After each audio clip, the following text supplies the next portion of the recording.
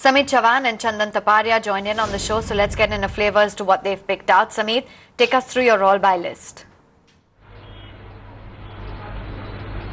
Yes, we have three buy recommendation. First one would be Reliance Industries for a target of 908 and stop loss 823. Recently, we have seen a massive fall in Reliance Industries from the highs of 1060, 1050. However, on the weekly as well as monthly chart, we are observing a strong support around 800, 810. Few days back, the stock rebounded from those levels and moved back to 880, 890, which was the strong resistance. The stock once again corrected from 880 level, but around 820 to 830 we are observing a strong support, and there are few technical evidences that are suggesting a possibility of some bounce in Reliance Industries towards 900, 905. Hence it can be bought for a target of 908.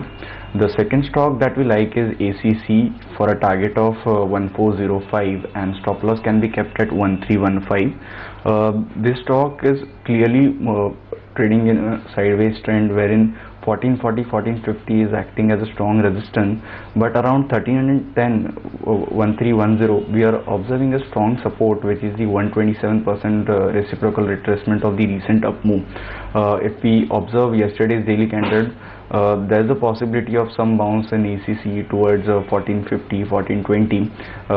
With a conservative view, we have a target of 1405 and stop loss can be kept at 1315. The last stock that we like is from the IT space, Tech Mahindra, which can be bought for a target of 560 and stop loss can be kept at 508. The recent correction in the stock precisely halted around its 50% retracement level of the previous up move. The stock has been hovering around its strong support zone of 500, 505 since last 4-5 days. Today we are seeing a good traction in this counter. Looking at the positive placement of momentum oscillator, we expect this stock to climb towards 550, 560 over the next few trading sessions, and it can be bought with a stop loss of 508. Three buy calls coming in from Samit Chauhan, Reliance Industries, ACC as well as Tech Mahindra, which is clearly holding out in today's session. But let's get in some top trading ideas from Chandan Taparia as well. And Chandan, morning, great to have you with us. Tell us which stocks would you be betting on?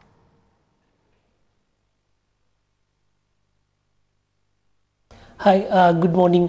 First trade is buy on Ambuja Cement. This stock is taken support near to its 52 weeks low of 198-200 zone and turning from the lower band of the trading range.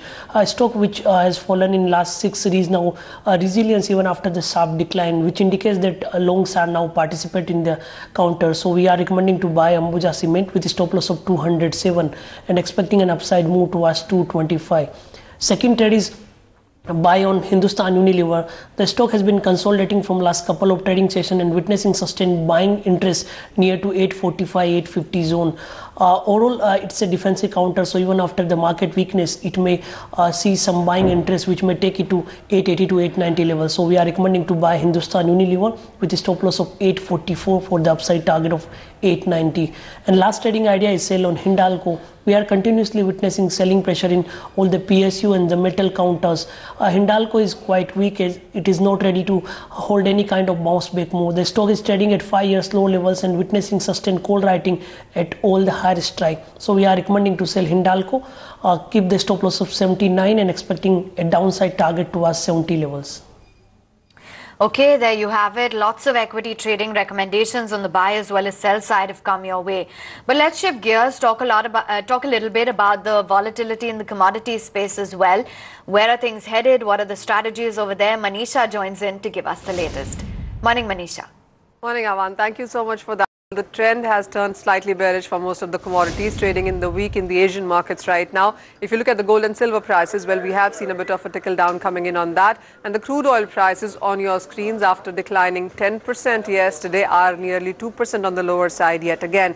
This is ahead of the US weekly inventory numbers where the markets are expecting a jump up in inventories, and that is what is pressurizing the prices.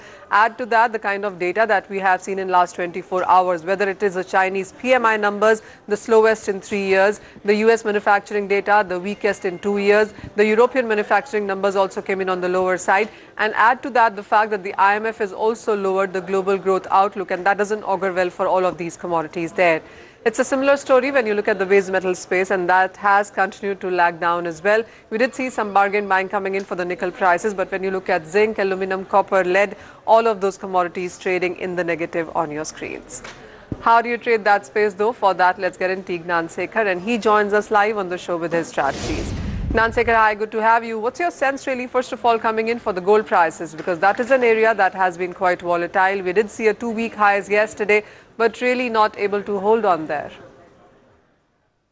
Absolutely. I think it's able to capitalize on a weaker dollar. And, that's something which is putting pressure on gold.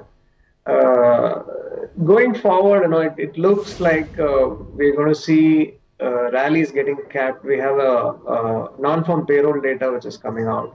So the market could get a bit volatile before it sees any kind of direction from here.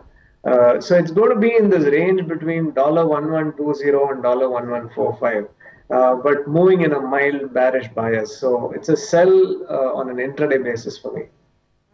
How would you look at the crude oil prices? Because that really has been very volatile, working psychologically or as per the sentiment, really untamed the way we see the volatile moves going on there.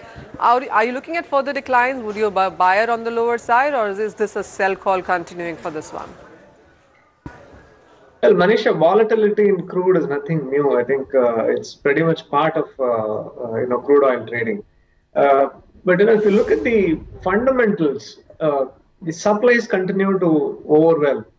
That's pressurizing the market. But then we have seen a good bounce back, and there's been a paradigm shift in the way OPEC has been talking. And just a couple of days back, they have come up with a report that they're ready to talk to other producers.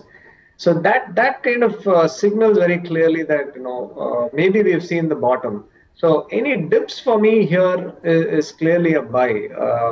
Though you might see stock increase in the US.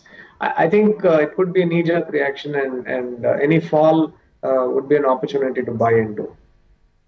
On that, we let you go at that, Gnanasekar. Thank you so much for joining us with your strategies. So it is a sell on gold, but buy in crude coming in from Teague Gnanasekar for the day-to-day in those couple of commodities. With that, it's back to you guys. Thanks, Manisha, for getting us a check on the commodity space as well as those strategies. And here's a quick disclaimer once again from our end. Do consult your financial advisor before taking any positions in the stocks. Let's take time out to thank each of our guests for sharing their top trading ideas with us on Traders 20.